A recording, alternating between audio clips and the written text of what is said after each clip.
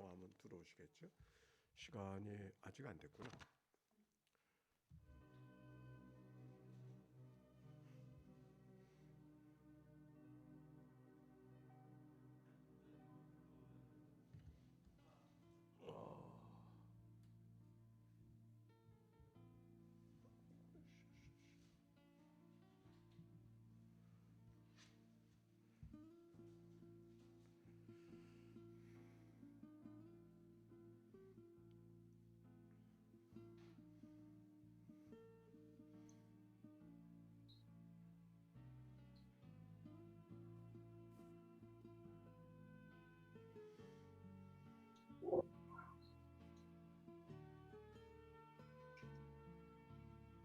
지금 뭐 오늘도 안 했지? 했어. 그럼 내일부터 한번 찾아줘. 이 화면에다가 여기 딸 자냐? 예배시를 띄워줄 수는 없을까? 아니 그냥 지금 하라는 게 아니고 앞에서 비추는 카메라가 하나 있어야 이렇게 가능하구나.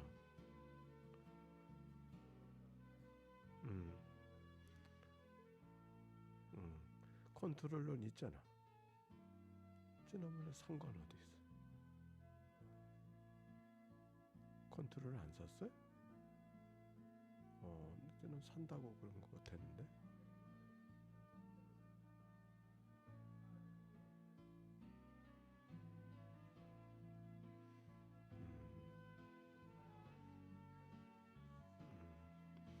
근데 이게 수동이잖아요. 연결하면 자동이 돼? 그럼 움직여 이렇게? 컨트롤러만 있으면 움직인단 말인가?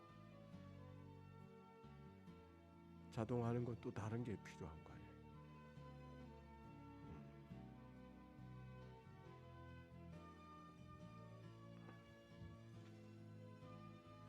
이게 여기서 이렇게 회중을 비춰주는 게 있으면 조금 더 입체적으로 줌으로 참여하는 사람도 이 방 안에 누가 같이 있는가 알 수 있으니까 좋지 않나 싶어서.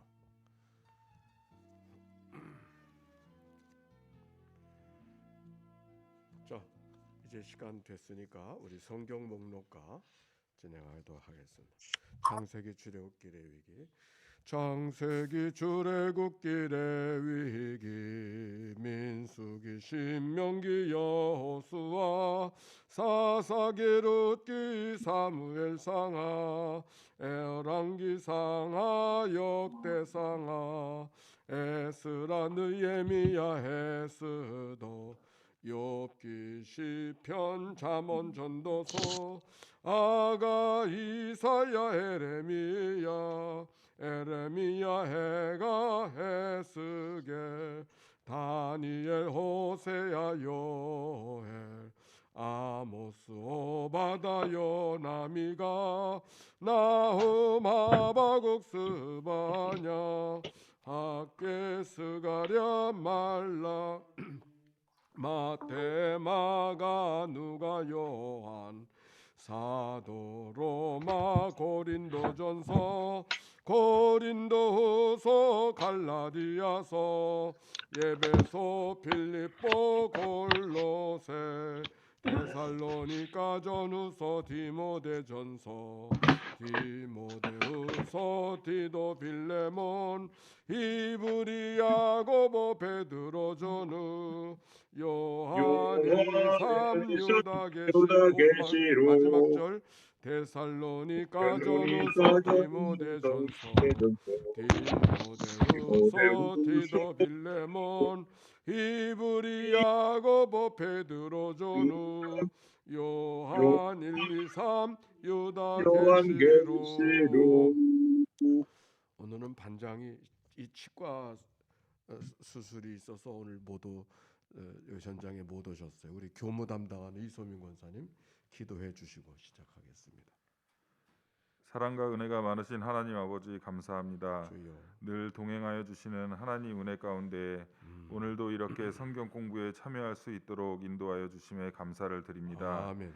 이 시간 저희들 수업에 집중하여서 말씀을 주여. 바로 알고 깨달을 수 있는 지혜를 주시옵시고 아멘. 또한 깨달은 말씀을 마음에 새기고 세상 속에서 그 말씀대로 살아갈 수 있는 용기를 더하여 주시옵소서. 아멘. 성경 공부 모든 과정 가운데 하나님께서 주여, 보호하심으로 함께하여 주시사 주여, 강의하시는 목사님 피곤치 않도록 건강을 지켜주시고 주여, 저희들의 개인 사정도 살펴주시사 주여, 성경 공부반의 모든 학생들이 하나님을 깨닫고 아는 일에 함께 참여할 수 있도록 인도하여 주시옵소서. 아멘. 이 수업 가운데 하나님의 사랑과 은혜를 마음으로 느끼고 주여, 서로 나눌 수 있는 귀한 시간으로 인도하여 주시옵소서. 아멘. 시작하는 시간부터 마치는 시간까지 함께하여 주실 줄로 믿으며 이 모든 기도를 피 흘리사 우리를 구원하신 예수님의 이름으로 기도드립니다. 아멘. 아멘. 감사합니다. 반갑습니다. 우리 명상으로 계신 분들, 노미옥 권사님, 김희연 권사님, 이병렬 장로님, 유인한 장로님, 김현남 권사님, 김용희 권사님, 우재남 권사님, 김명희 집사님, 또 홍은아 집사님, 네. 아직 다 못 들어오신 것 같은데 또 들어오시겠죠. 배정일 집사님 막 들어오시네. 네. 자, 오늘은 에스겔서입니다. 지난 주간에는 뜻하지 않은 휴강을 하게 됐어요. 근데 뜻하지 않은 휴강이지만은 참 묘하다 그런 생각이 들었습니다. 왜냐하면 이 성경 공부를 제가 이제 처음 하는 게 돼가지고 1년 스케줄을 이렇게 짰는데 처음에 생각에는 읽어가는 중에 성경 공부를 한다 이렇게 생각을 하다가 읽은 다음에 사는 게 좋겠다 그렇게 되어져서 원래 그런 계획을 가진 건 아닌데 짜다 보니까 이게 시행착오가 돼가지고 더 잘 됐다 그런 생각을 갖고 이제 읽은 다음에 성경 공부를 하게 됐잖아요. 근데 장벽을 하나 만났어요. 왜냐하면 에스겔서는 한강인데 2주 동안 읽었잖아요. 다시 또 이제 원래로 돌아가는 이런 상황이 발생해서 이걸 어떻게 휴강을 해야 되나 말아야 되나 고심을 하다가 또 기회가 있겠지 그냥 그러고서 그냥 또 다시 한번 또 새롭게 해봐야지. 그런데 저희 교회에 지난 추수감사주일 날 지나고 났는데 뭐 이제 얘기해도 되겠지. 확진자가 지나간 거예요. 그래서 근데 마침 어른들하고 어린아이들을 동선을 달리 해가지고 어른들은 상관이 없었는데 아이들하고 같이 지냈던 사람들은 문제가 생긴 거예요.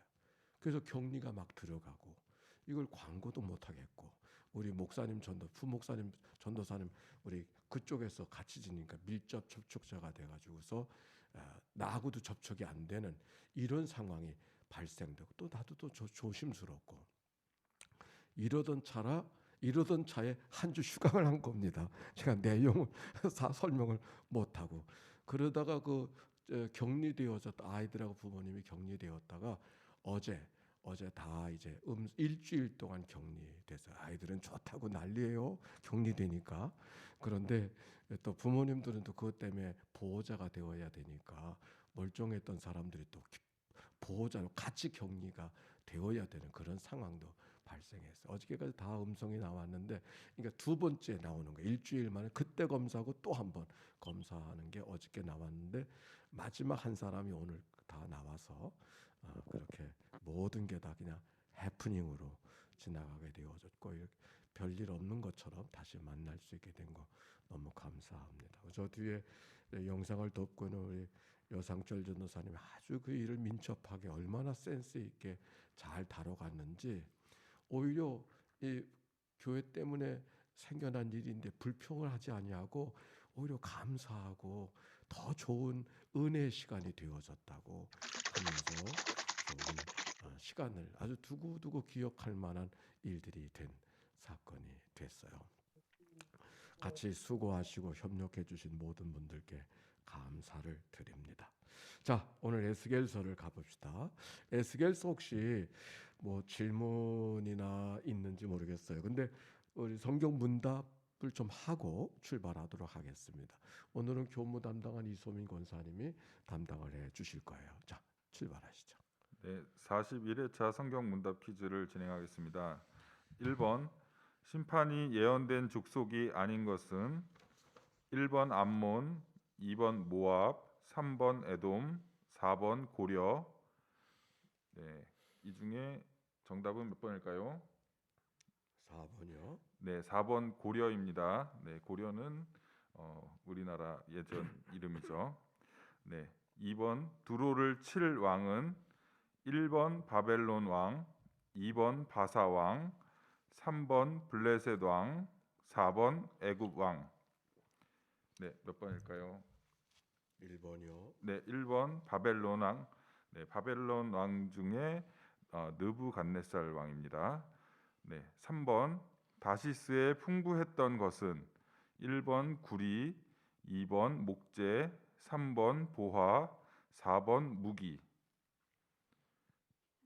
네, 3번 보화입니다. 네, 보화가 풍부한 나라였네요. 네, 그리고 4번 두로 왕이 스스로에 대해 말한 것은 1번 신, 2번 불로불사, 3번 금강불개, 4번 천하무적.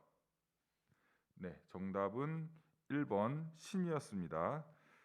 네, 제일 짧은 답이 정답이었습니다. 그리고 5번 애굽을 정복할 왕은 1번 히스기야 왕, 2번 느부갓네살 왕, 3번 다리오 왕, 4번 알렉산더 왕.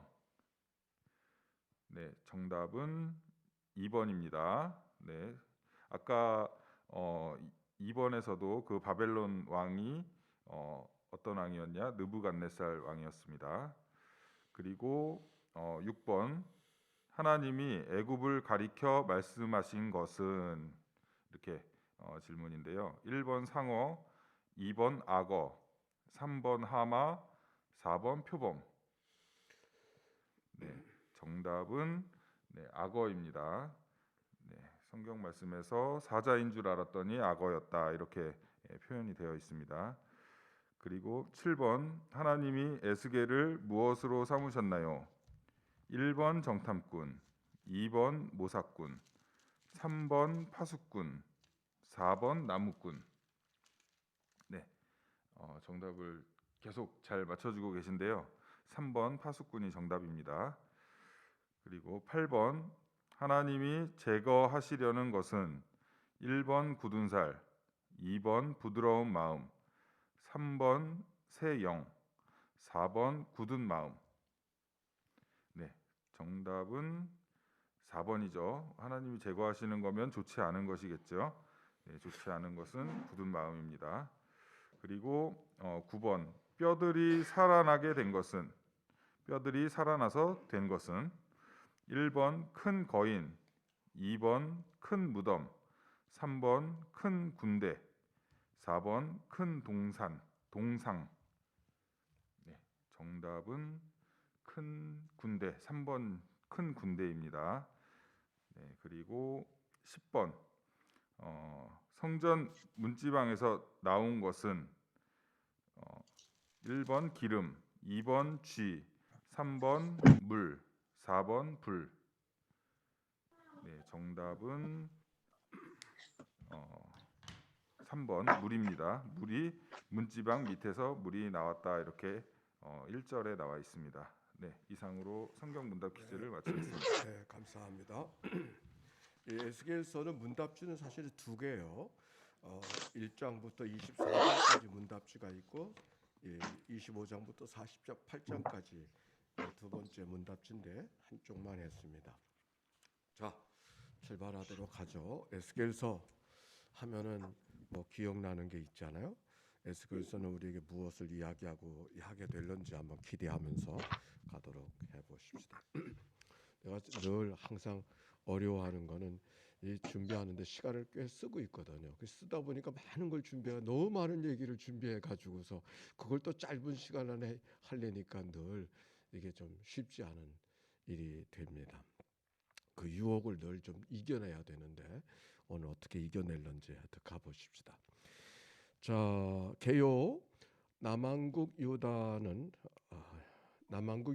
이사야, 예레미야, 하박국, 스바냐의 예언을 무시했죠. 이사야, 예레미야, 하박국, 스바냐도 다 남쪽 유다를 위해서 일하던 선지자들이었었죠. 그때는 멸망하기 전에 또 같은 시대 비슷한 시대에 활동하던 선지자들입니다. 예레미야, 하박국, 스바냐들을 특별히 생각하면 그렇습니다. 그런데 그 예언을 무시하고 있었단 말이죠. 그러다가 주전 597년 바벨론의 느부갓네살이 예루살렘을 공격하고 18살의 여호야긴 왕과 만여 명의 국가 지도자들을 포로로 끌고 갈 때 25살 된 젊은 에스겔이 같이 끼어가게 됩니다. 포로로 잡혀간 지 5년째 되던 해에, 그러니까 597년에 잡혀갔으니까 592년 4월 5일 소명을 받죠. 제사장 출신의 예언자이기 때문에 유다 장로들이 찾아와 하나님의 말씀을 묻고 답할 만큼 실력과 영향력이 있었던 지도자였습니다. 누가? 에스겔이.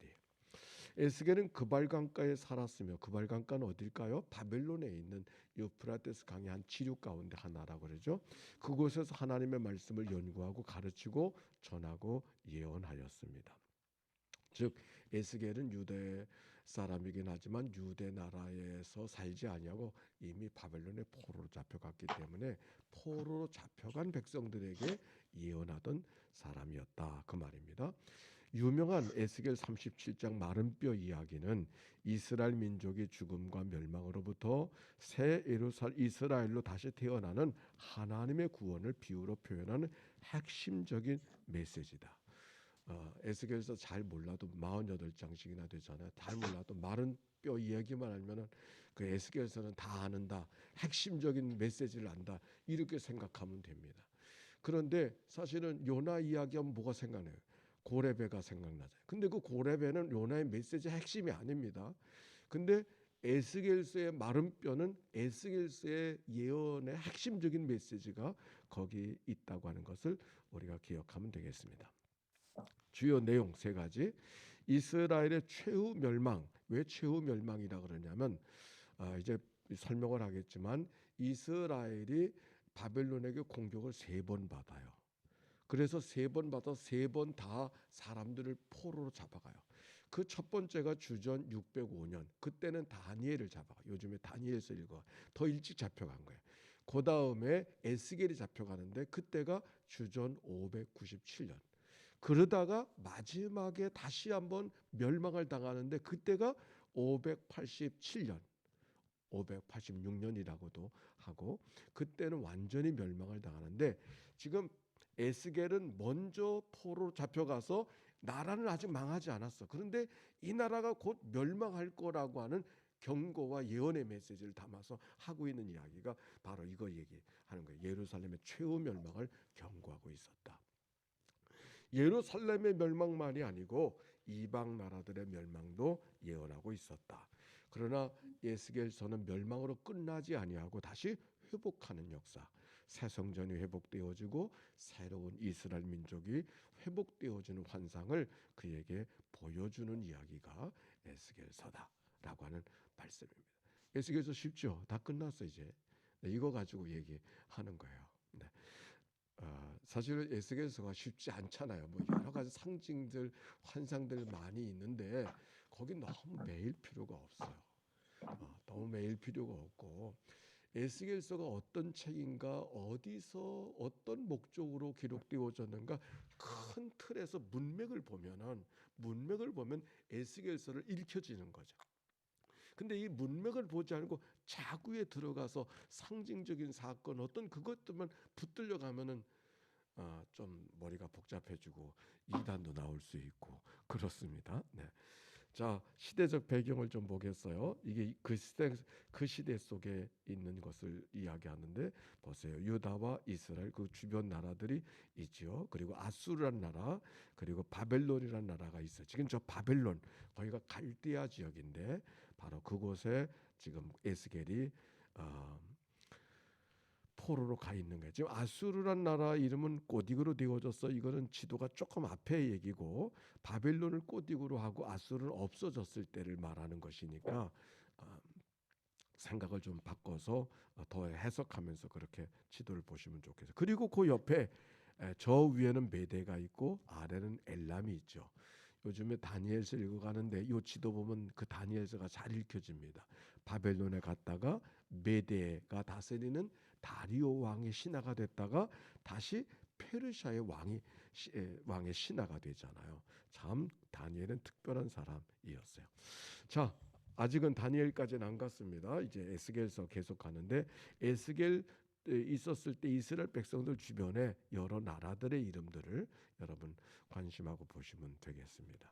이 지도는 바벨론 제국을 말하는 거예요. 이 제국이 아수르 나라는 멸망을 시키고 저 애굽까지 영향권 안에 두었던 이스라엘은 말할 것도 없는 거죠.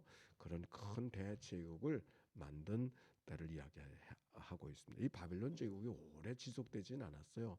곧 메대에게 망하고 페르시아에게 망해가지고서 바벨론은 그렇게 오랫동안 지속된 나라는 아닙니다. 연대표를 좀 볼까요? 바벨론 포로가 3번 있었다 그랬어요. 1차 바벨론, 그거는 여호야김이라는 왕이었을 때 주전 605년. 그 다음에 2차 바벨론 포로 여호야김의 아들이에요. 그래서 주전 597년. 그러다가 여호야긴이 잡혀갔어요.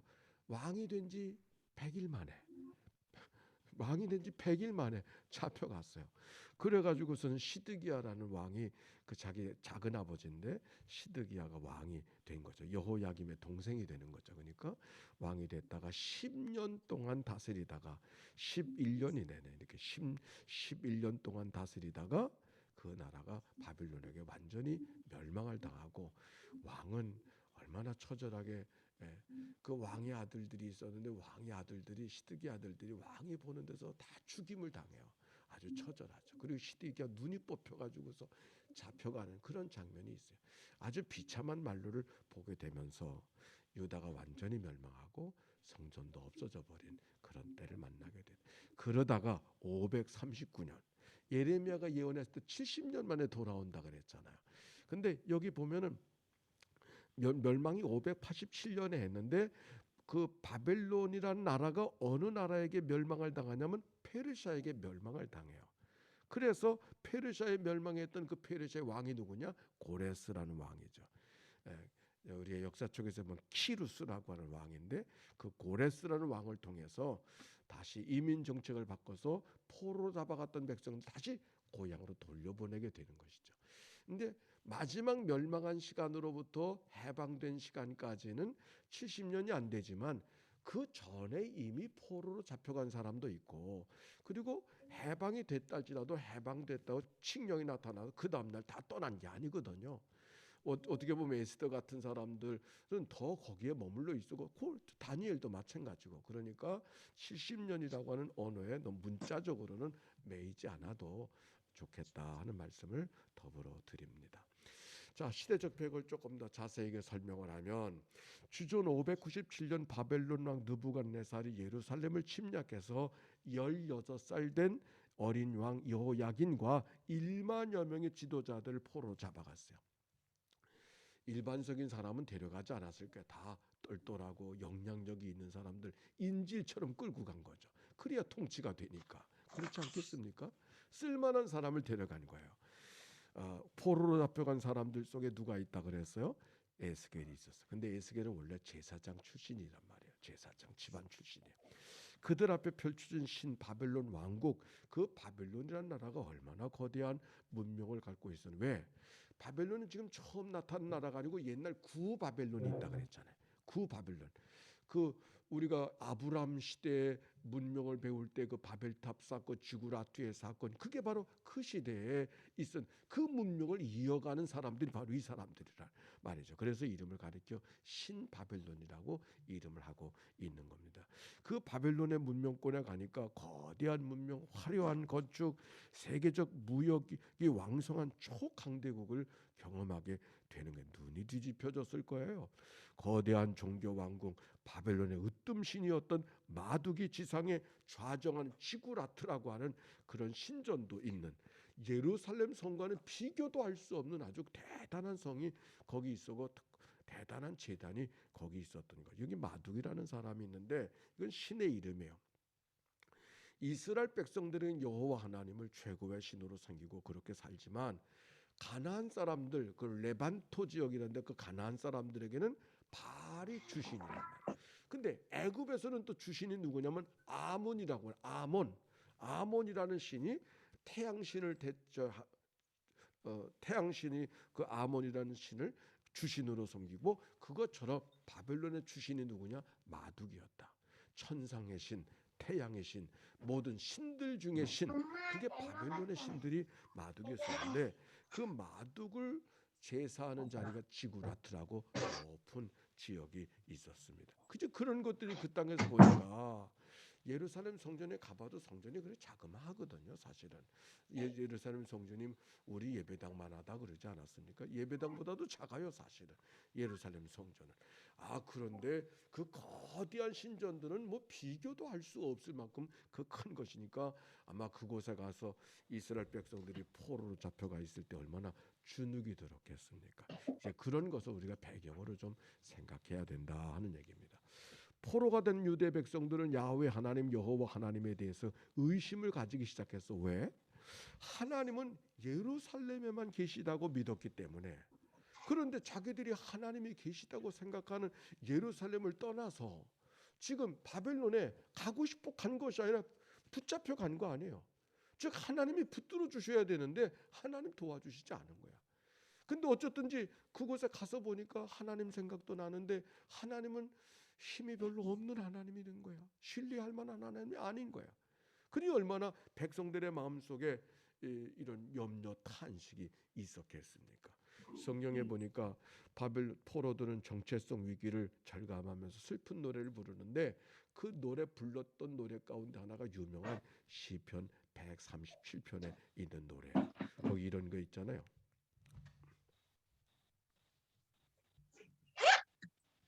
바벨론의 여러 강변 거기 앉아서 시온을 기억하며 울었다라고 하는 그런 시인의 노래가 있는데, 이게 바로 그발 바벨론의 여러 강변, 그발 강가에 지금 백성들이 가 있으니까 그 바벨론의 포로된 백성들의 마음을 잘 읽어주는 이야기인 것이죠. 얼마나 처량하고 한탄스럽고 그렇겠습니까?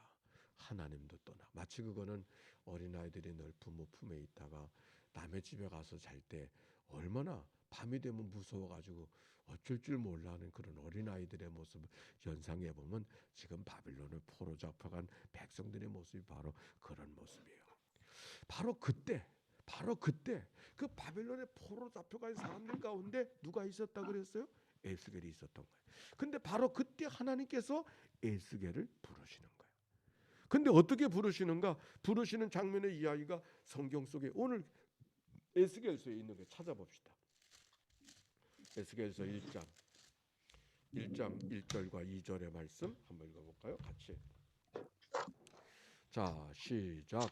30째 해 넷째 달 초닷새에 내가 그발 강가에 사로잡힌 자 중에 있을 때에 하늘이 열리며 하나님의 모습이 내게 보이니 그랬어요. 30째 해, 뭐가 30째예요? 이 30째 해는 에스겔이 30살이 됐을 때라고 그런 말이에요. 그리고 넷째 달 다섯 초닷새, 그게 언제예요? 식목일이잖아요. 4월 5일.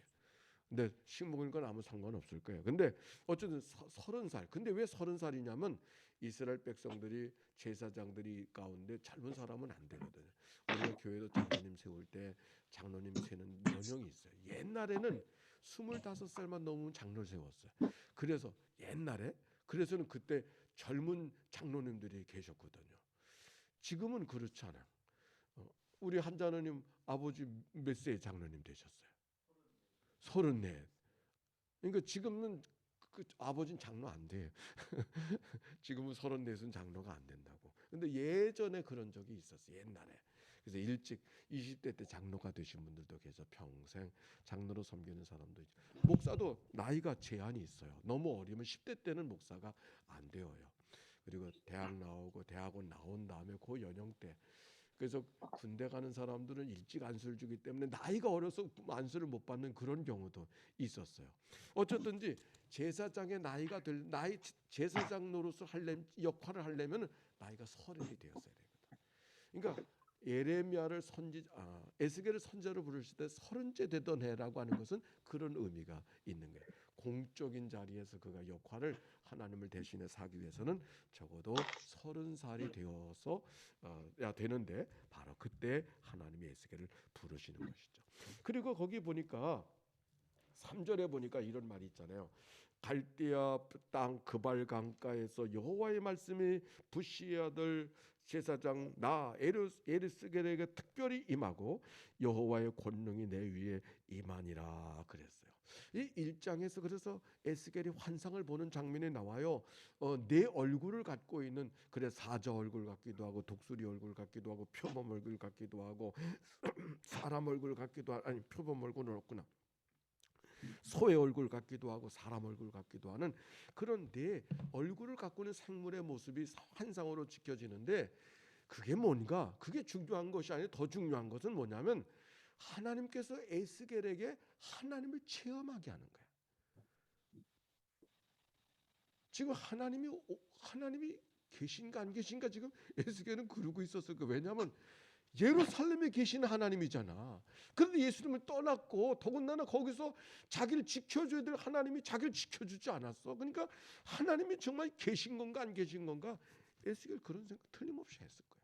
그러니까 하나님께서 그 에스겔을 체험적으로 붙들어 주시는 하나님을 체험하게 하시는 역사가 이 1장에 있는 얘기예요. 그리고 2장 1절 보세요. 2장 1절에 시작. 그가 내게 이르시되 인자야 내 발로 일어서라 내가 내게 말하리라 하시며 그가 내게 말씀하실 때 그 땅이 내게 임하사 나를 일으켜 내 발로 세우시기로 내가 그 말씀하시는 자의 소리를 들으니 내게 이르시되 인자야 내가 너를 이스라엘 자손 곧 패역한 백성 나를 배반하는 자에게 보내노라 그들과 그 조상들에게 내게 범죄하여 오늘까지 이르렀나니 하나님께서 바로 에스겔을 내 백성들을 보내라. 근데 그 백성들이 패역한 백성이 되어져서 내가 가서 얘기해도 안 들을 거라고 그래요. 안 듣는데 왜 보내시지? 그러니까 안 들어도 전파를 해야 되는 거야. 그렇죠? 여기 보니까 패역한 백성이 안 들을 거라고 하면서도 하나님께서 에스겔을 부르시는 거예요. 그러면서 이렇게 말해요. 또 6절에 보니까 4절에 보니까 이 자손은 얼굴이 뻔뻔하고 마음이 굳은 자가 되어져서 그래도 내가 너희들 그들에게 보낸다고 이야기하시면서 6절에는 인자야 너는 비록 가시와 찔레가 함께 있으며 전갈 가운데 거주할지라도 그들을 두려워하지 말고 그들의 일을 두려워하지 말자. 네가 걸어가는 삶이 전갈밭에 가는 것처럼 되는 것처럼 보인다. 그러나 두려워하지 말라. 그렇게 말씀하고 있어요. 자, 그리고 이제 3장에는 이런 얘기가 나와요. 3장도 재밌어요. 또 그가 내게 이르시되 인자야 너는 발견한 것을 먹으라. 너는 이 두루마리를 먹고 가서 이스라엘 족속에게 말하라 하시기로 내가 입을 벌리니 그가 그 두루마리를 내게 먹이심에 내게 이르시되 인자야 내가 내게 주는 이 두루마리를 내 배에 넣으며 내 창자를 채우라 하시기로 내가 먹으니 그것이 내 입에서 달기가 꿀 같더라. 이 말씀은 다 뭐냐면 예언자라고 하는 게 하나님의 말씀을 맡은 자냐, 하나님의 말씀을 전하는 사람이잖아요. 즉 하나님께서 예언자 두려워하는 에스겔에게 내가 너에게 맡겨준 말씀을 전하라 하는 얘기를 하면서 상징적으로 보여주는 것이죠. 오히려 에스겔을 예언자로서 훈련시키고 무장시키는 그런 장면의 이야기, 즉 하나님의 말씀이 내 안에 채워져 있는 그런 모습을 지금 이야기하고 있는 것이죠. 그 다음에 재미난 것은 또 하나님께서 3장 17절에 보니까 인자야 내가 너를 이스라엘 족속의 파수꾼으로 세웠으니 너는 내 입의 말을 듣고 나를 대신하여 그들을 깨우치라. 파수꾼으로 세웠다고 그렇게 말씀하시고, 그리고 그에게 맨 마지막에는 벙어리를 만드셔. 벙어리를 만드시는 이야기가 22절부터 27절까지 기록이 되어져 입천장에 붙어버려. 혀가 입천장에 붙어버려서. 근데 그 얘기는 벙어리가 됐다는 얘기가 아니라 그가 하나님의 맡은 소명 앞에서 침묵하는, 해야 될 말만 전하는, 아무 얘기나 주저리 말하는 것이 아니라 해야 할 말씀만 전하는 그런 사람이 되어졌음을 지금 이야기하고 있는 거예요. 이게 다 하나님께서 에스겔을 불러내는 소명의 이야기가 1장, 2장, 3장에 기록이 되어져 있습니다. 사실은 3장과 끝나는 것이 아니라 계속해서 여러 가지 상징적인 행위라든지 상징적인 사건들이 많이 이렇게 기술되어져 있어요.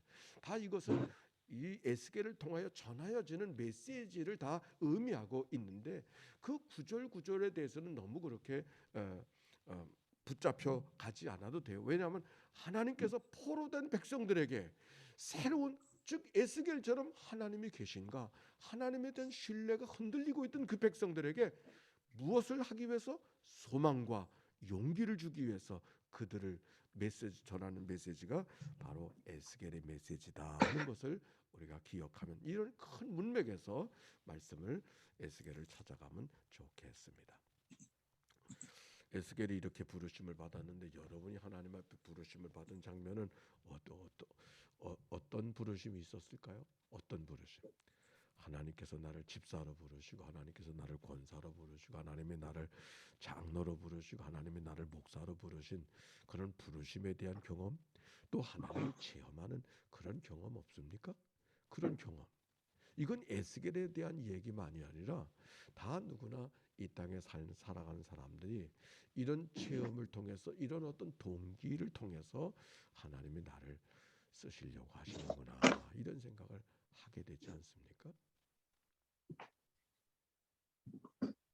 그 얘기를 다 하자면은 단시간이 필요할 것 같으니까 하진 못하겠지만, 어쨌든지 뭔가 교회에서 이렇게 참 부족한 게 보이면은, 그 부족한 것을 보이면은 나를 바로 그 자리로 부르신다, 이렇게 생각하면 참 좋을 것 같아요.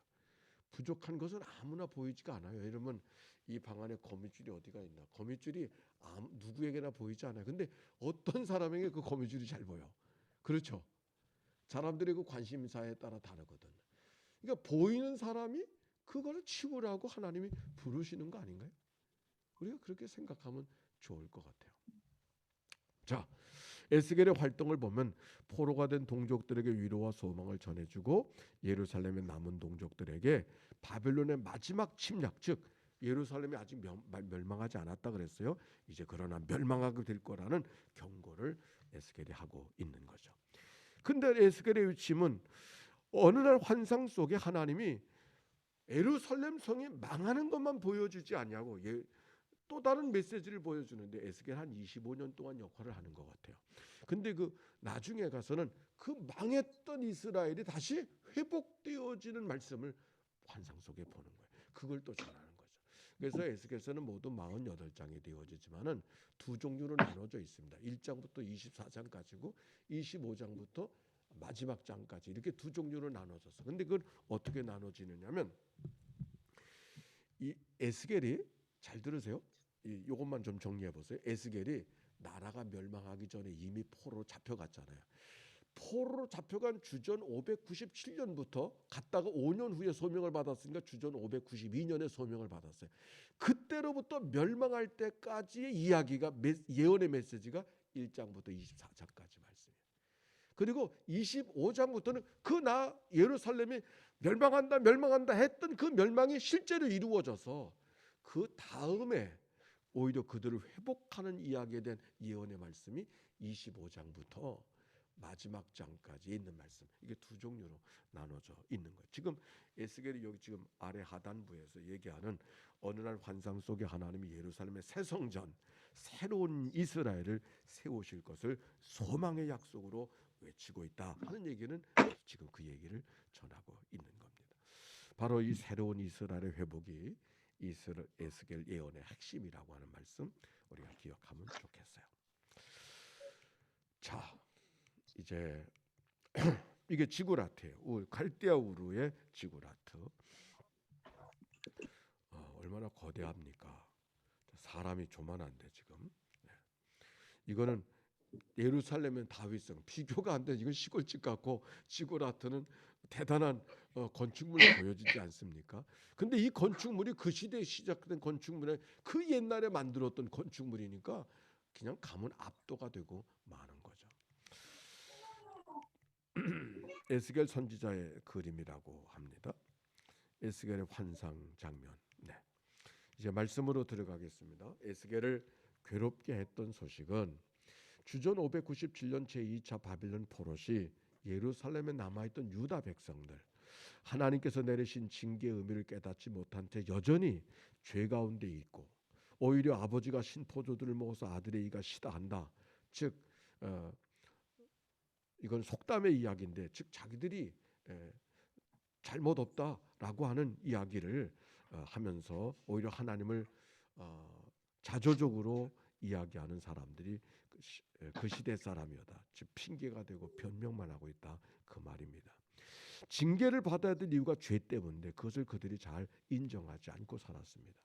먼저 지적하는 죄는 우상 숭배의 죄였습니다. 우리 성경 한번 찾아봅시다. 에스겔서 5장 6절과 7절. 에스겔서 5장 6절과 7절이에요. 읽어볼까요? 시작. 그가 내 규례를 거슬러서 이방인보다 악을 더 행하여 내 율례도 그리함이 그를 둘러 있는 나라들보다 더하니 이는 그들이 내 규례를 버리고 내 율례를 행하지 아니하였음이니라. 하나님 모르는 백성보다 더 못되게 살아가고 있다, 그 얘기를 하고 있는 것이죠. 그래서 그들을 심판할 수밖에 없는 이야기, 그들의 죄를 지금 지적하고 있는 거예요. 근데 가장 먼저 지적하는 죄가 무슨 죄인가? 우상 숭배의 죄였어요. 6장 3절과 4절 봅시다. 6장 3절과 4절 시작. 이르기를 이스라엘 산들아 주 여호와의 말씀을 들으라. 주 여호와께서 산과 언덕과 시내와 골짜기를 향하여 이같이 말씀하시기를 나 곧 내가 칼이 너희에게 임하게 하여 너희 산당을 멸하리니 너희 제단들이 황폐하고 분향 제단들이 깨뜨려질 것이며 너희가 죽임을 당하여 너희 우상 앞에 엎드러지게 할 것이라. 너희들이 하나님 섬기지 않고 우상 섬기는 제사들이 예루살렘에만 아니라 온 천지에 다 가득한 거죠. 그거 다 치우겠다, 그렇게 말씀하고 있는 거예요. 그런데 하나님의 심판의 이유가 우상 숭배를 했기 때문만은 아닙니다. 규례를 버리고 율례를 행하지 않았다고 하는 말씀 속에는 하나님 앞에 제사를 잘 드리지 못했다는 이야기만 있는 게 아니라는 거예요. 어쩌면 이스라엘 백성들은 하나님을 향한 제사를 버린 건 아니었을 거예요. 다만 형식적으로 마음을 다해서 하나님 앞에 제사하지 못한 것이죠. 그러니까 다만 종교적인 죄만을 지적하는 것이 아니라 율례와 규례를 어겼다고 하는 얘기 속에는 결국 가난한 사람들을 잘 돌보지 않고 나그네를 돌보지 아니하고 업신여겨야 될 사람들을 업신여겼던 그 밖의 죄들을 같이 이야기하고 있는 모습이 오늘 에스겔이 지적하는 내용이라고 하는 걸 우리가 먼저 눈치로 알았으면 좋겠습니다. 어쨌든지 우선되는 죄는 우상숭배, 하나님의 진노를 불러일으킬 우상숭배, 그런 죄들에 대한 여러 가지 이야기가 에스겔서에 많이 있어요. 울긋불긋한 산당을 짓고 행음을 하고 어린아이들을 제물로 바치는 몰렉신을 경배하기도 하고, 이스라엘 백성들의 하나님은 인신제사는 없거든요. 인신제사는 없어요. 근데 이방 족속은 그게 있단 말이에요. 그러니까 인신제사를 드리지 않는 게 이스라엘의 전통인데 그런 제사를 막 드리게 하고, 이건 이방신의 제사를 더 많은 것을 피를 뿌리면 아마 하나님이 받으실까, 이런 생각이 있기 때문에 이런 제사가 들어왔을 것이에요. 근데 그런 것에 대해서 하나님이 다 심판하시는 이야기가 있는 것이죠. 남왕국 유다 미안합니다. 유다는 북왕국 이스라엘과 마찬가지로 아수르나 애굽 또는 바벨론을 의지하고 그들의 종교를 받아들이고 음란한 우상 숭배에 빠져 있었다. 즉 섬겨야 될 하나님을 바로 의지하지 아니하고 애굽을 섬기고 바벨론을 섬기고 아수를 섬겨가면서, 즉 하나님 대신에 다른 나라들을 의지하려고 하는 마음을 갖고 살아가는 것을 하나님이 심판하고 계시다라고 하는 이야기를, 그게 바로 하나님의 진노를 불러일으켰다고 하는 에스겔의 지적입니다. 그래서 그들이 크게 가증한 일을 행하여 우상을 갖다 가증한 일이라고 말합니다. 나로 내 성소를 멀리 떠나게 아니라, 여기 에스겔서 8장 6절에 보니까 하나님이 성소를 떠나신대. 한번 찾아봅시다. 8장 6절. 8장 6절에 시작. 그가 또 내게 이르시되 인자야 이스라엘 족속이 행하는 일을 보느냐? 그들이 여기서 크게 가증한 일을 행하여 나로 내 성소를 떠나게 하느니라. 너는 다시 다른 큰 가증한 일을 보리라 하시더라. 예. 하나님이 성소를 떠나신대. 근데 재미난 건 나중에 새로운 성전이 회복될 때 그 하나님이 다시 그 영광이 돌아오는 장면이 있어요. 지금 8장을 읽었는데 11장 한번 봅시다. 11장에도 그 말씀이 있어요. 23절 11장 23절 볼까요? 시작. 여호와의 영광이 성읍 가운데서부터 올라가 성읍 동쪽 산에 머무르고 주의 영이 나를 들어 하나님의 영의 한 환상 중에 데리고 갈대아에 있는 사로잡힌 자 중에 이르시더니 내가 본 환상이 나를 떠나 올라간지라. 하나님이 어디를 떠나셨다 그랬어요? 성소를 떠났다 그랬어요. 즉 예루살렘을 떠났어요. 그런데 그 하나님이 어디로 가셨다 그랬어요?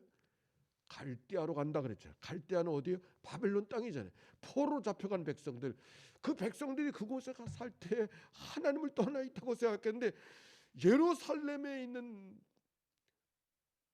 머물러 계셔야 될 그 하나님이 오히려 거기를 떠나서 바벨론에 오신다고. 이게 다 고백이고 고백의 말씀을 적고 있고 그렇게 말씀하고 있지만은 이 말씀이 바벨론 포로로 잡혀간 백성들에게 얼마나 큰 위로가 되어졌을까 하는 것을 생각하게. 이 말씀이 있기 때문에 바벨론에서도 기도할 수 있고 바벨론에서도 찬양할 수 있고 바벨론에서도 하나님을 예배할 수 있는 바로 이때는 바벨론 포로가 사실은 매우 중요합니다. 왜냐하면 바벨론 이제 맨 마지막에 그 얘기를 하죠. 바벨론 포로가 왜 하나님이 그렇게 잘 살던 백성들을 바벨론 포로로 삼아가지고 모진 고생을 시키시나 우리는 그런 생각을 갖게 되잖아요. 사실은 바벨론 포로의 과정이 있었기 때문에 성전을 하나님처럼 생각하던 하나님을 성전 안에 묶어놨던 그들의 신앙이 바뀌어지는 깨지는 거예요. 그래서 어디나 계시는 하나님. 아멘입니까? 그 신앙을 가르쳐 주는 거예요. 바벨론 포로의 경험이 없으면 그 예루살렘 성전 얼마나 중요하게 여기던 성전입니까? 지금도 중요하게 여기는데 하나님은 거기 묶어놓고 살았을까요? 우리는 복음을 듣지도 못했을까요? 그러나 그 생각이 완전히 산산조각 나고 하나님께서 어디나 계신 하나님,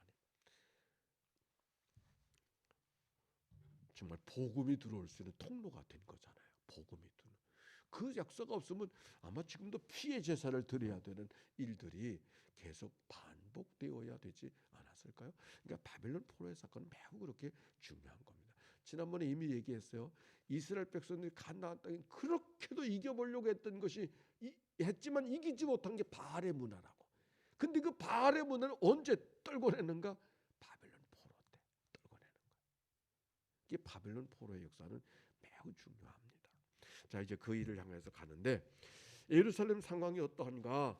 피 흘리는 죄가 그 땅에 가득하고 포악이 성읍에 가득 찬 성읍이 되어졌어요. 강포와 불법이 하늘을 덮어 하나님이 버리셨어요. 하나님이 그러면서도 오히려 하나님이 공정하지 않다며 하나님의 정의를 판단하고 있어요. 부모를 업신여기고 나그네를 푸대접하고 고아와 과부를 업신여기는 방백들, 각종 성범죄, 뇌물수수, 고리대급업을 성행하는 이 성경의 에스겔서 22장 그 말씀의 기억 한번 찾아보고 갑시다. 에스겔서 22장 6절. 자, 보세요. 6절부터 봅시다. 시작. 이스라엘 모든 고관은 각기 권세대로 피를 흘리려고 네 가운데 있었도다. 그들이 네 가운데서 부모를 업신여겼으며 네 가운데서 나그네를 학대하였으며 네 가운데서 고아와 과부를 해하였도다. 너는 너의 상문을 업신여겼으며 나의 안식일을 더럽혔으며 네 가운데 피를 흘리고 이간을 붙이는 자가 있었으며 네 가운데 산 위에 재물을 먹는 자도 있었으며 네 가운데 음행하는 자도 있었으며 네 가운데 여기는 종교적인 벌만 있는 것이 아니라 부모를 잘 섬기지 못하는 것까지, 나그네를 잘 대하지 못하는 것까지, 고아를 잘 대접하지 못하는 것까지, 가정을 잘 지키지 못하는 것까지 하나님이 심판의 대상으로 삼고 계시는.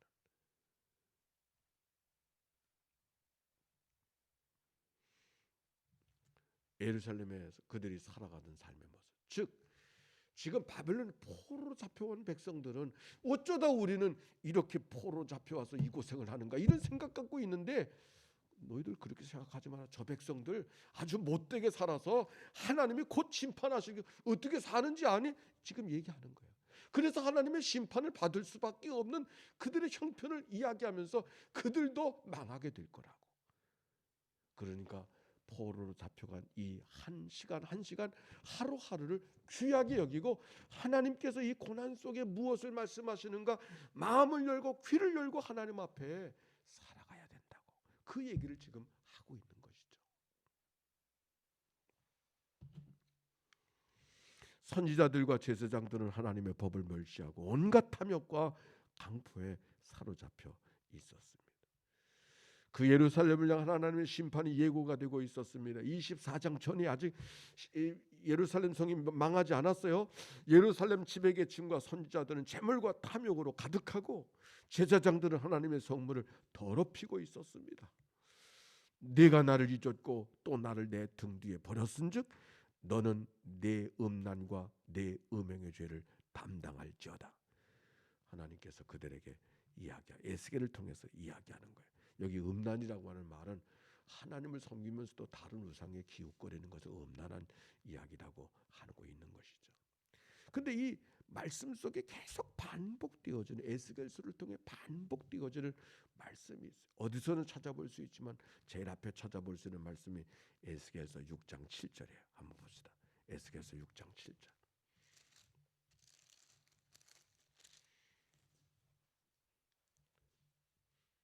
시작. 또 너희가 죽임을 당하여 엎드러지게 하여 내가 여호와인 줄을 너희가 알게 하려 함. 내가 여호와인 줄을 너희가 알게 하려 함이라. 10절에도 보세요. 그때야 그들이 나를 여호와인 줄 알리라. 또 어디 읽고 있어요. 13절에도 보세요. 맨 마지막에 내가 여호와인 줄을 너희가 알리라. 14절에도 보세요. 내가 여호와인 줄을 그들이 알리라. 계속해서 내가 여호와인 줄 너희가 알리라 알리라 알리라. 23장 49절 마지막에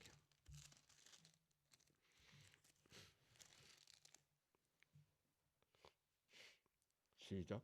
그들이 너희 음란으로 너희에게 보응한즉 너희가 모든 우상을 위하던 죄를 담당할지라. 내가 주 여호와인 줄을 너희가 알리라 하시냐. 결국 하나님이 심판하시고 바벨론의 그 고통 속에 살게 하시는 그들을 향한 하나님의 덫을 내시는, 그들을 고생스럽게 하는데 하나님의 목적이 있지 않고 하나님을 하나님으로 알게 하는, 하나님을 하나님으로 알게 하는. 사실 신앙생활이라고 하는 것이 우리가 많은 형식으로 붙들려 있지만은 사실 간단한 거죠. 하나님을 하나님으로 인정하는 거, 하나님을 하나님으로 인정하고 살아가고 그분을 사랑하며 살아가는, 그게 신앙생활한 전부 아닙니까? 전부죠, 전부. 그 일상의 삶에 그게 쉽지 않으니까 교회 공동체로 묻고 속회로 묻고 서로 격려하고 그렇게 걸어가는 것이죠. 아까 시작하면서 그 코로나 때문에 그들이 다 같은 집에 살아도 같이 못 살아, 각방에 있어야 되더라고요. 보니까 격리가 되어지니까. 그래서 우리 주일학교 학생들이 23명이 격리가 돼가지고서 교회도 못 오고 집집이 이렇게, 교사들도 격리가 되고, 그거 얼마나 힘들었겠어요. 직장도 못 가고. 그것도 재미난 건 격리가 되니까 나라에서 구호물품이 와가지고서, 그래서 우리 여선교에서도 피자를 쏘고, 오늘 다 해방되는 날 오늘 치킨을 쏘았지 또. 그러면서 또 여전사님이 또 아침 콘브레이크도 쏘기도 하고, 그러면서 배달로 다 시켜주는 거예요. 그러면 같이 또 먹고 나서 감사하고 일기를 쓰고 일기를 같이 톡방에서 나누고, 그렇게 한 주간을 재미나게 지냈어요. 혼자 있었으면 얼마나 힘들었겠어. 그런데 어떤 교회학교 학생한테 전화를 해서 전화가 있나 했어요. 그래서 즐겁게 있다 그래서 어떻게 즐거웠니? 내가 아까 전화했대. 죽을 뻔했어요. 그 아이가 죽을 뻔했대.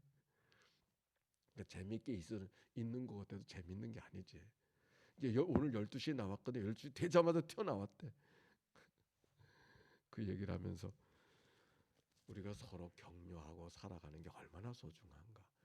그러니까 하나님이 여호와가 하나님인 줄 알지 이게 간단한 말이 쉽지 않은 거야.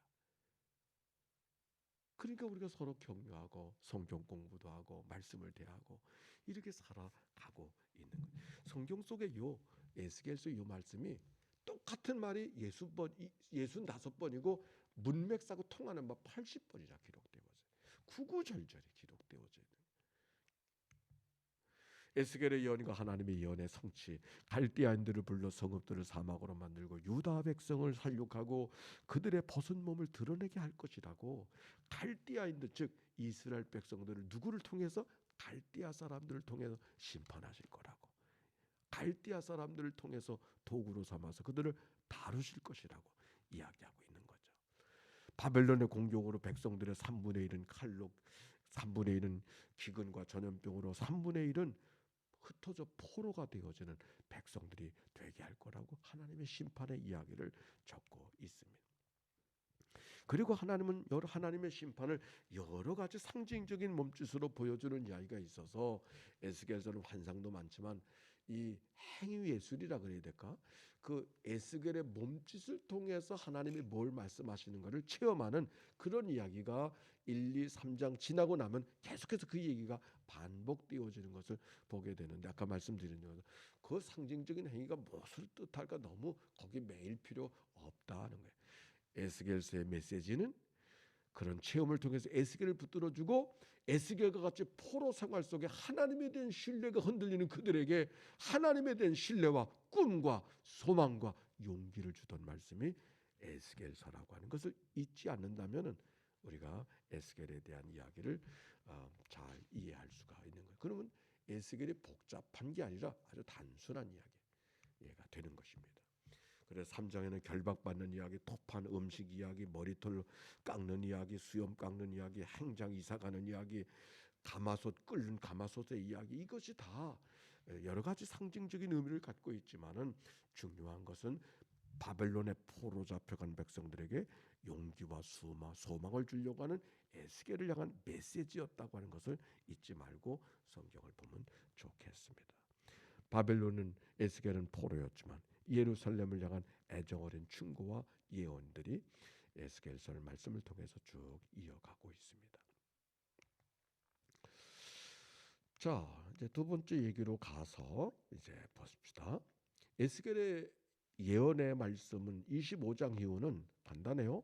예루살렘의 멸망만이 아니라 주변 이방 나라들의 심판도 예언했어요. 그래서 암몬, 모압, 에돔, 블레셋, 두로, 시돈, 애굽 다 어디 있는지 대강 그 그림이 이제 그려지시나요?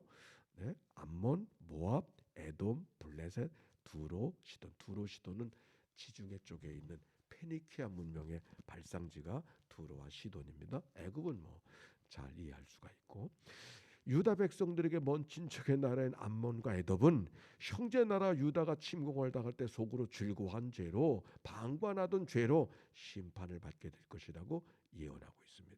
반면에 두로와 애굽은 자만심과 강포로 심판을 받게 될 것이라고 에스겔을 통해서 이야기하고 있는 거예요. 즉 하나님께서 바벨론을 들어서 멸망을 시킬 때 예루살렘만 멸망하지 않고 주변의 이방 나라들 함께 멸망을 당한다고 하는 얘기를 전하고 있는 것이죠. 그 이방 나라도 심판을 받는다고 예언하시는 의미가 뭘까? 즉 하나님은 어느 나라만의 하나님이 아니라 어느 지역에 묶여진 하나님이 아니라 온 세계의 하나님이라고 하는 것을 지금 이야기하고 있는 것이죠. 하나님의 위대함, 하나님의 통치, 어디서나 하나님이 다스리시는 분이 하나님인 것을 에스겔을 통해서 이야기하고 있습니다. 사실 이 얘기가 우리들에게는 너무 당연한 얘기지만 고대인들은 그렇지 않았어요. 왜냐하면 나라마다의 신이 따로 있었거든요. 나라마다의 신. 아니 우리가 어렸을 때도 옛날에 부뚜막엔 부뚜막 신이 있고 산에 가면 산신이 있고 바다 가면 바다 신이 있어서 바다에 쉽게 배를 못 띄웠지 않습니까? 이게 뭐 옛날 얘기가 아니에요. 우리가 어렸을 때도 그랬어요. 그러니까 이 시대는 말할 것도 없는 거예요. 그런데 하나님께서 그 모든 나라들을 다 다스리고 계시다는 얘기는 어떻게 보면 상당히 대단한 메시지가 이 말씀 속에 있는 것이죠. 이제 마지막 얘기로 갑니다. 에스겔의 사역입니다. 하나님이 에스겔을 파수꾼으로 세우셨다 그랬어요. 왜 파수꾼으로 세우셨을까? 심판이 목적이 아닌 거죠. 그렇죠? 파수꾼은 회개하고 돌아오기 하기 위해서 파수꾼이 경고해서 돌아오라고 하는 것이고 화를 당하지 말라는 것이 파수꾼의 목적인 것이죠. 전쟁을 경험하지 말라고, 망하지 말라고. 하나님이 에스겔을 파수꾼으로 세웠다는 말씀의 의미가 그런 의미가 있는 겁니다. 나팔을 불어서 심판에 피할 수 있는 길을 만들어 가라고, 이스라엘 백성들을 바벨론 땅으로, 포로된 땅으로 다시 돌아오게 하신 하나님의 구원의 날을 알리는 메신저로서 에스겔을 사용하고 계신다 하는 것을 알게 되어집니다. 그래서 에스겔은 희망의 메시지를 선포하고 있어요. 에스겔은 마치 이스라엘 백성들은 내 양을 찾는 목자로 인한 나라를 회복할 거라 그랬어요. 목자들, 지금 이스라엘 백성들이 목자들이 시원찮아 가지고서 내 양을 섬기고 돌보기는커녕 양들을 이용하기만 하고 있단 말이에요. 바로 그 얘기를 하면서 하나님께서 하시는 말씀은 너희들의 목자가 버린 양을 내가 찾겠다, 내 백성을 내가 찾겠다고 하면서 나라를 회복하는 이야기가 기록이 되어져 있어요. 그리고 하나님은 그들과 더불어 평화의 언약을 맺어 주신다 그랬어요. 에스겔 34장에 기록이 되어져 있어요. 이건 좀 찾아보고 갑시다. 에스겔 34장 봅시다.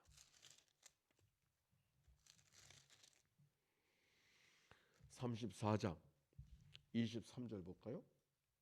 34장 23절 시작. 내가 한 목자를 그들 위에 세워 먹이게 하리니 그는 내 종 다윗이라. 그가 그들을 먹이고 그들의 목자가 될지라. 나 여호와는 그들의 하나님이 되고 내 종 다윗은 그들 중에 왕이 되리라. 나 여호와의 말이니라. 그리고 한 절 더 보세요. 내가 또 그들과 무슨 언약을? 화평의 언약을 맺고, 화평의 언약을 맺고.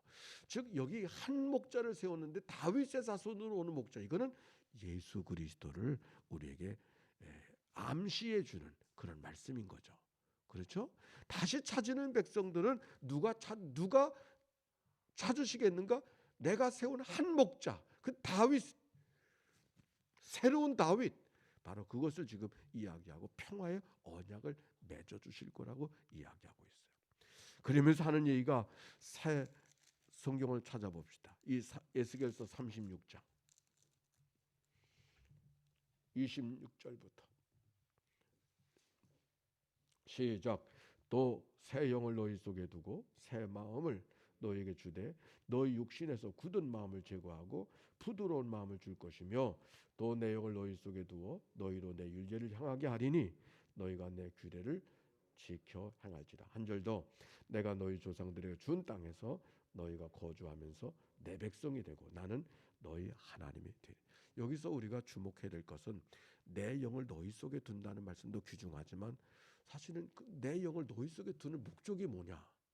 너희들의 마음을 부드러운 마음을 하게 하고, 그래서 어떻게 율례와 법도를 지켜 살아갈 수 있게 하겠다고 하는 말씀이고, 그러므로 어떻게 너희가 내 백성, 나는 내 하나님과 관계가 깨어지지 않는, 그게 언약의 관계잖아요. 그 관계 안에 살아가도록 다시 너희들을 붙들겠다, 그런 말씀인 것이죠.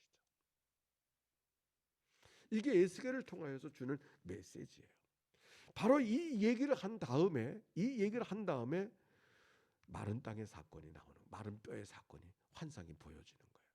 마른 뼈의 환상이 뭐예요? 마른 뼈는 이스라엘 백성들의 절망적인 현실을 지금 이야기하는 거죠. 여기 성경의 마른 뼈는 아주 말라 빠져서 더 이상의 생명의 기운이 전혀 없는 것을 상징하고 있는 게, 그게 뭘 말하는 걸까요? 바벨론의 포로로 잡혀가 있는 백성들의 모습이죠. 처음에 백성들이 돌아갔을 때, 바벨론의 포로 잡혀갔을 땐 언제쯤 우리 돌아갈까 이런 생각했었겠죠. 그러다가 나라가 망하고 왕도 없어지고 왕도 같이 잡혀오고, 아니 성전도 무너졌어. 모든 꿈은 다 깨어지고 정말 완전히 절망의 상태. 그게 마른 뼈. 그걸 표현하고 있는 거예요. 마른 뼈. 그냥 뼈들이 아니라, 뼈들만이라 그래도 되는데 아주 말라 빠진 뼈는 지금 백성들의, 바벨론 포로도 이스라엘 백성의 형편이 그런 거예요.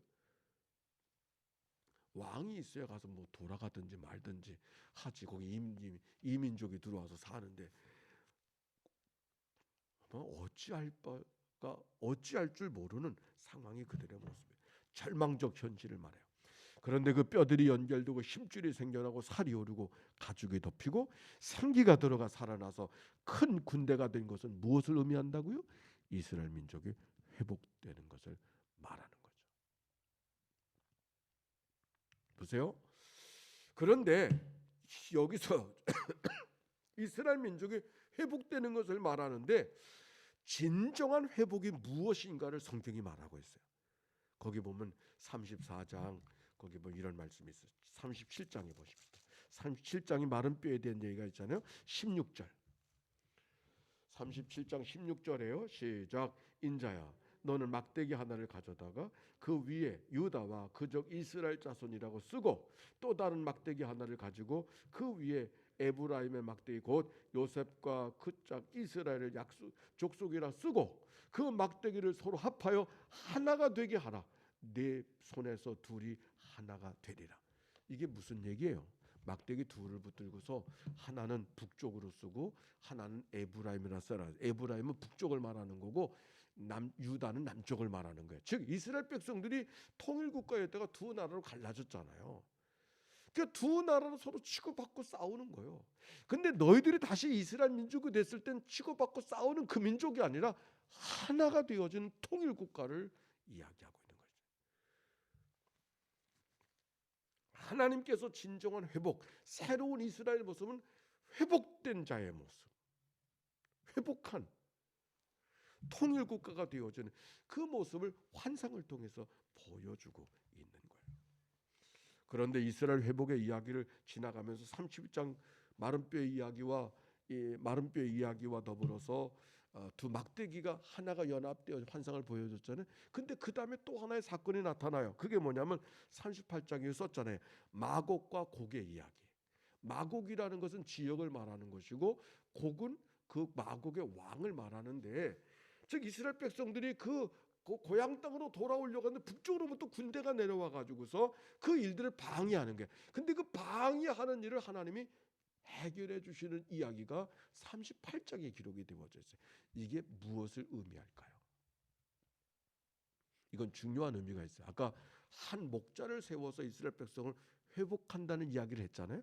그 회복은 그리스도를 통한 이야기라고, 그리스도 메시아로 오실 그리스도를 이야기하는 복음으로 통일되어지는 바로 그 백성을 이야기하고 있다고 하는 얘기를 언연중 말씀 속에 이야기하고 있어요.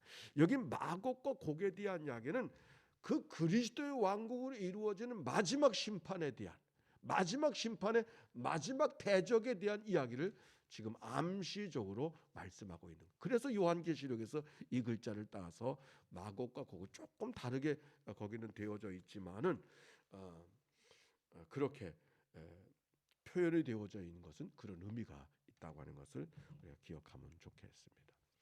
회복의 이야기는 그것으로 끝나지 않고 그다음 무슨 회복이? 성전이 회복되어지고 절기가 회복되어지고 제사가 회복되어져요. 뿐만 아니라 그 성전에서 문지방에 흘러가는 물을 통해서 강물의 나무가 솟아나고 생물들이 솟아나는 이야기가 기록이 되어져 있어요.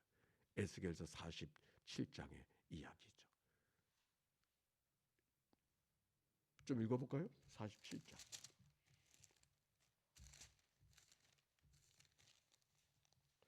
(9절)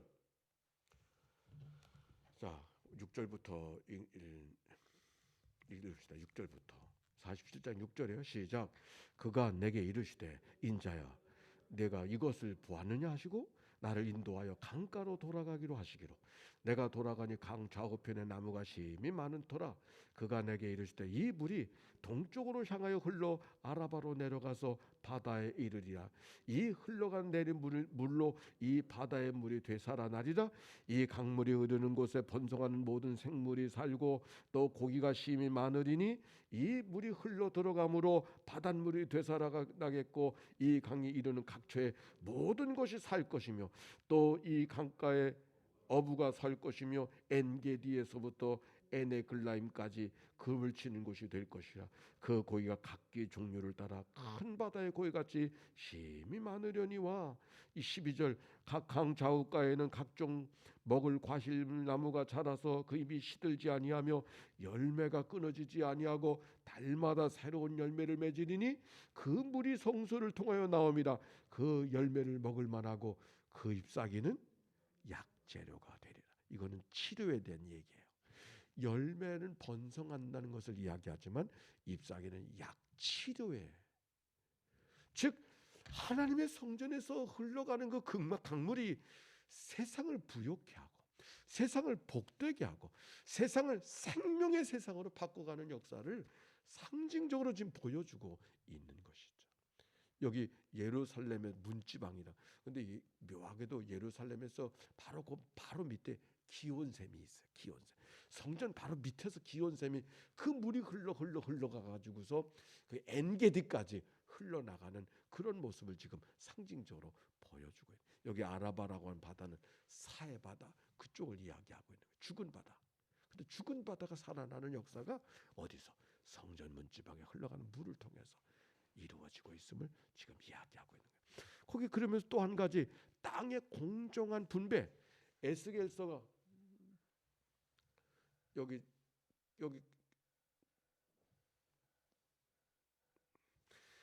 땅의 공정한 분배에 대한 이야기가 마지막 장에 대한 말씀이 기록이 되어져 있어요.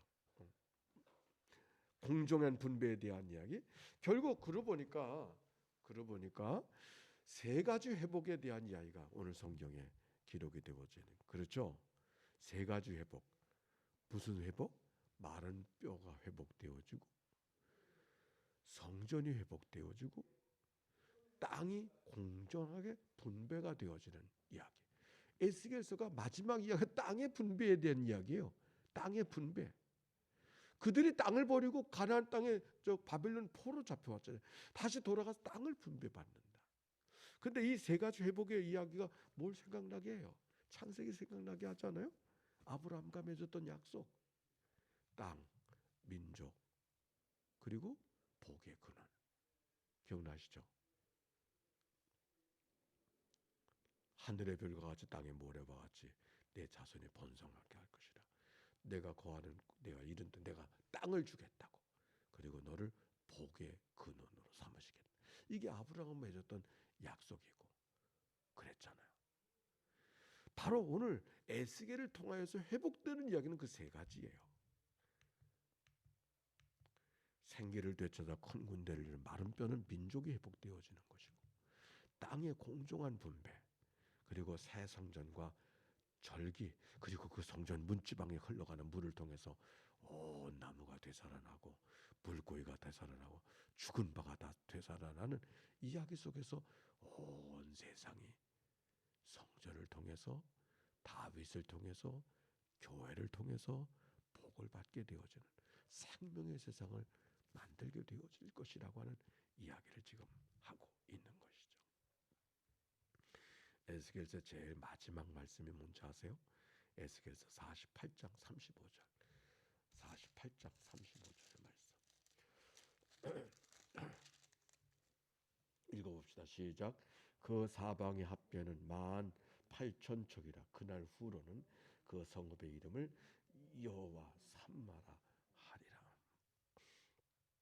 여호와 삼마라고 하는 말은 뜻이 무슨 뜻일까요? 이런 뜻이에요. 따라서 합시다. 시작. 여호와께서 거기 계시다. 여호와께서 거기 계시다. 여호와 삼마. 이 말이 무슨 말일까요? 지금까지 여호와는 예루살렘에 계신 줄 알았어. 그런데 물리적으로 예루살렘에 떠나실 수밖에 없는 환경. 그런데 그러면 그 떠나신 예루살렘에 계셔야 되는 그 하나님이 거길 떠나셨는가 했더니 바벨론의 포로 잡혀가는 백성들 거기에 계시는 거예요. 근데 거기서만 계시고 거기 머물러 계신 분이 아니라 그 바벨론의 포로로 잡혀가는 그 백성들을 다시 끌고 가나안 땅으로 다시 땅으로 돌아오는데 그건 옛날 땅이 아니라 새로운 이스라엘, 새로운 땅, 새로운 세상으로 이끌어 가시는 하나님인 거죠. 거기 계신 하나님, 거기 계신 하나님. 그 꿈 속에, 그 비전 속에, 그 회복의 역사 속에 거기 계신 하나님, 여호와 삼마. 이게 에스겔서의 마지막 얘기예요. 우리가 살면서 어느 자리에서 하나님을 찾고 거기 하나님이 없으면 실망하고 그러잖아요. 하나님이 거기 계신 분이 아니라 우리의 고통받고 눈물 흘리는 삶의 자리, 근데 거기서 같이 눈물 흘리고 고통받는 그 하나님이 아니라 나를 끌고 새로운 역사를 향하여, 새로운 세상을 향하여 끌고 가시는 거기 하나님이 계시다. 여호와 삼마. 이게 에스겔의 메시지라고. 그래서 에스겔서에서 계속 반복되어지는 얘기가 뭐냐면은 너희는 내 백성, 나는 너의 하나님. 이게 계속해서 반복되어져. 너는 내 백성, 나는 네 하나님. 그 한마디를 가르쳐 주시려고 하시는 하나님의 모습을 보게 됩니다. 출애굽 주제와 바벨론 포로 해방의 주제, 아까 지나가면서 이야기를 했는데 지금 이 시간은 이걸 가지고 뭐 깊이 다룰 만한 시간은 아닌 것 같습니다. 아까 지나가면서 이미 했으니까. 어떤 하나님께서 출애굽을 통해서 너는 내 백성, 나는 네 하나님, 그 시내산의 언약을 통해서 언약의 관계를 만들어 주셨는데 이게 너무 교만을 만든 거죠. 하나님 마치 나만을 위해서 계신 분으로 생각하는. 그래서 그 교만을 하나님이 깨우시는 거예요. 교만이 지나쳐서 다른 백성들이 보이지 않았어요. 그들을 다시 깨트리시면서 새로운 백성으로 회복시켜 주시는 그런 역사의 여정을 바벨론의 포로의 과정을 통해서 만들어 가시는 이야기를 찾아볼 수가 있습니다. 자, 이거 땅을 분배하는 이야기가 기록이 되어져. 마른 땅, 기온 셈이 예루살렘 성전 밑에 있는 셈입니다. 이게. 자, 질문. 마른 땅, 마른 뼈가 가득한 골짜기 말씀을 드리며 나는 무슨 생각을 하고 있습니까? 하나님의 생기가 그들에게 들어가매 마른 뼈가 군대가 된 말씀을 들으면서 우리는 어떻게 반응을 해야 되겠습니까? 이런 질문 우리가 갖고 우리 조별 모임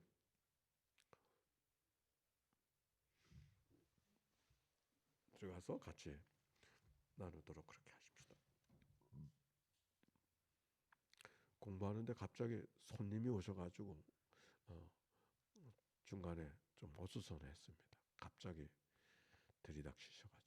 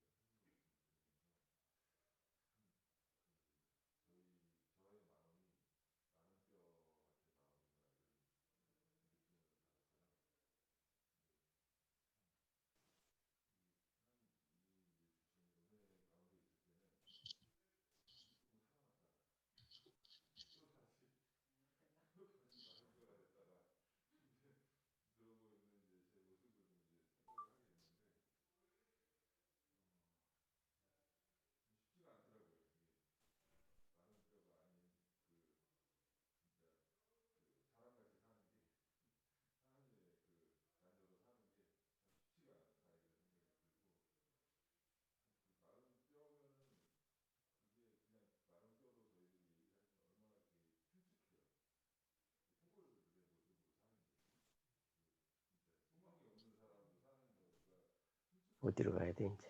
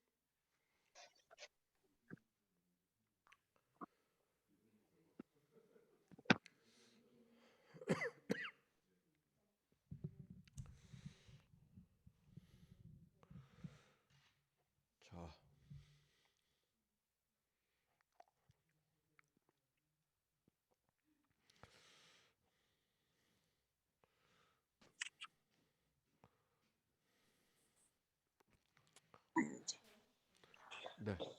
그들에게 들어간 내 말표 군대 같은 서울역 사람인데 엄마, 아주 천사 같은 I like 사람. mechanized and mechanized 자동차. 천사 같은 아니, 사람이 mechanized 자동차. 고!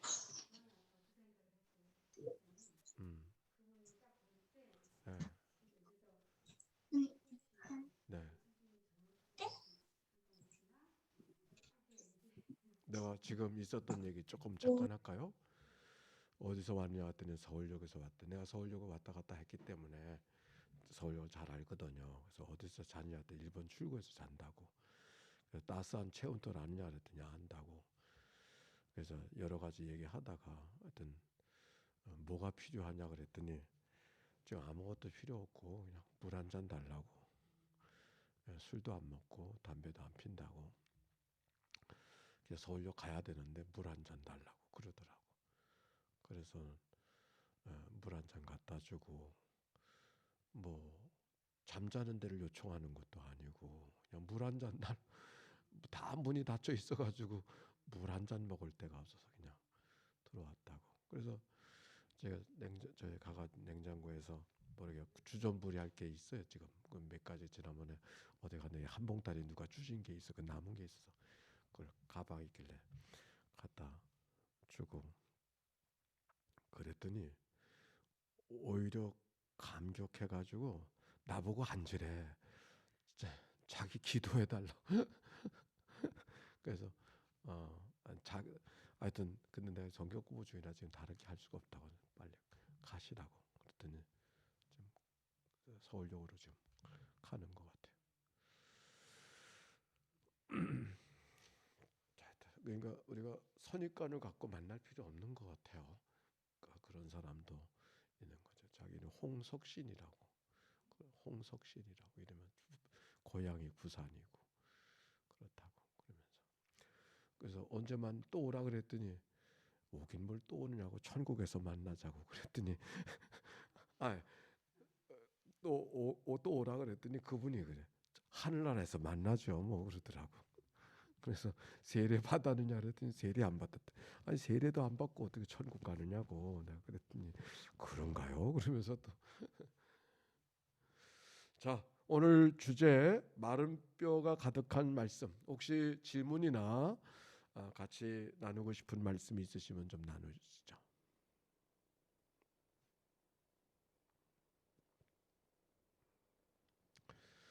자, 그러면 마치도록 하죠. 기도하겠습니다. 하나님 감사합니다. 마른 뼈가 가득한 골짜기. 우리의 삶이 나의 심령이 마른 뼈 같아서 견딜 수 없는 말씀 마음을 읽어갑니다. 하나님 긍휼히 여겨주시고 자비를 베풀어 주소서. 말씀을 펼칠 때마다 무릎을 꿇을 때마다 하늘을 바라보고 가슴을 열 때마다 생기가 넘쳐나는 온 사방에서 불어오는 생기로 충만한 삶을 살게 해 주옵소서. 혼자 살지 않고 그래서 또 다른 사람들을 살리는 역사들이 일어나도록 축복해 주옵소서. 다시 만날 때까지 모두 가운데 함께해 주시기를 원하며 예수님의 이름으로 기도하옵나이다. 아멘.